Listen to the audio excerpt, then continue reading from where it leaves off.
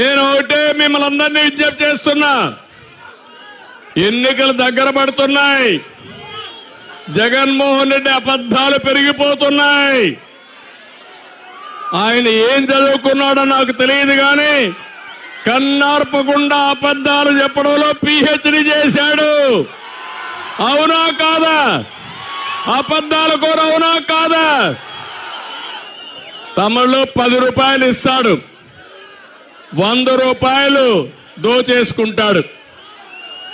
అదే జలగన్న పాలసీ. అలాంటి జలగ మనకు కావాలని మిమ్మల్ని అడుగుతున్నా. అదే బటన్ నొక్కుడు కార్యక్రమం. అనునిత్యం అంటాడు నేను బటన్ నొక్కుతున్నానని. నేను అడుగుతున్నా, నీ బటన్ నొక్కుడు కార్యక్రమంలో ఎంత దోచేశావో సమాధానం చెప్పమని అడుగుతున్నా. ఒక్క విషయం మీరు ఆలోచించండి. ఇదే రాష్ట్రం, ఇదే ప్రజలు, కేవలం మారింది ప్రభుత్వం మాత్రమే. నాడు లేని పన్నులు ఇప్పుడు ఎందుకు వచ్చాయి తమ్ముళ్ళు అని మిమ్మల్ని అడుగుతున్నా.